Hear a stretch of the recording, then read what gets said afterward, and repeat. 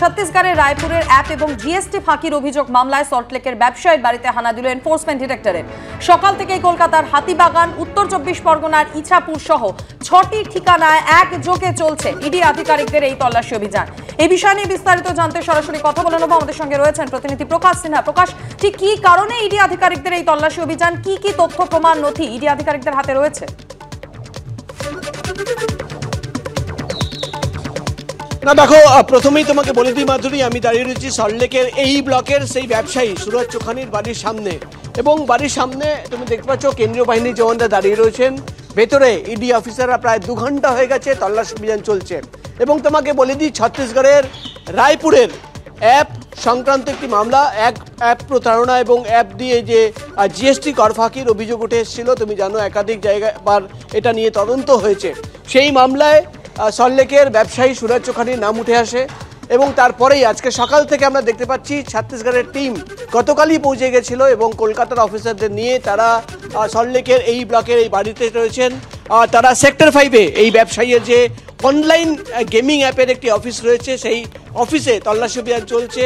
এছাড়া তারা কিন্তু রয়েছেন ইছাপুরে একজন হিসেব রক্ষক, তার বাড়িতে তল্লাশি অভিযান চলছে। মধ্য কলকাতায় ইডি অফিসাররা রয়েছেন, মোট 6টি জায়গায় তল্লাশি অভিযান।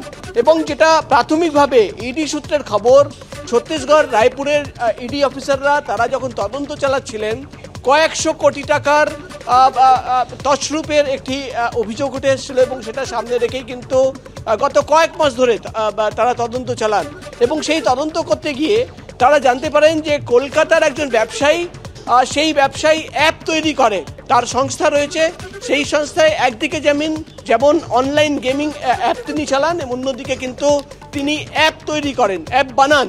এবং সেই সূত্র ধরেই কিন্তু একাধিক আর্থিক লেনদেনের তথ্য সামনে আসে, এবং সেই তথ্য সামনে রেখেই আজকে সকাল থেকেই একসঙ্গে 6টি জায়গায়, কলকাতায় তারা রয়েছেন, সল্টলেকে রয়েছেন, সেক্টর 5-এ রয়েছেন, উত্তর 24 পরগনার ইছাপুর এলাকায় তারা রয়েছেন, একসঙ্গে তল্লাশি অভিযান চলছে।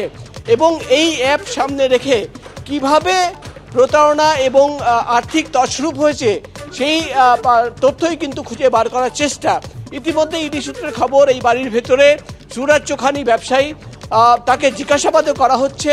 তার পরিবারের সদস্যদের একটি জায়গায় বসানো হয়েছে, এবং অফিসে সেক্টর 5-এ যে অফিস রয়েছে সেখানে পৌঁছে গেছেন তারা। সেখানে হিসেব রক্ষক থেকে শুরু করে যারা আর্থিক লেনদেন সংক্রান্ত তথ্য যাদের কাছে রয়েছে তাদেরও কিন্তু জিজ্ঞাসাবাদ করা হচ্ছে। সব মিলে কিন্তু আজকে সকাল থেকেই ইডির ম্যারাথন তল্লাশি অভিযান, এবং একসঙ্গে 6টি জায়গায় রায়পুরের যে অ্যাপ সামনে রেখে প্রতারণা অভিযোগ উঠে এসেছিল, আর্থিক তছরূপের অভিযোগ উঠে এসেছিল, সেই মামলাকে সামনে রেখেই কিন্তু এবার কলকাতার সল্টলেকের এক ব্যবসায়ীর বাড়িতে এবং তার রিলেটেড যে বিভিন্ন ঠিকানা রয়েছে সেখানে কিন্তু তল্লাশি অভিযান চালাচ্ছেন ইডির। অবশ্যই কি কি তথ্য সামনে আসে সেদিকে নজর থাকবে। ধন্যবাদ প্রকাশ। অন্যদিকে ফের গুজরাতে বিপুল পরিমাণ মাদক উদ্ধারের ঘটনা। পোরবন্দরে উদ্ধার হলো প্রায় 3300 কেজি মাদক। 5 জনকে পুলিশ গ্রেফতার করেছে উপকূলরক্ষী বাহিনী। ধৃতরা পাকিস্তান এবং ইরানের নাগরিক। উদ্ধার হওয়া মাদকের মূল্য 2 থেকে 2,500 কোটি টাকা।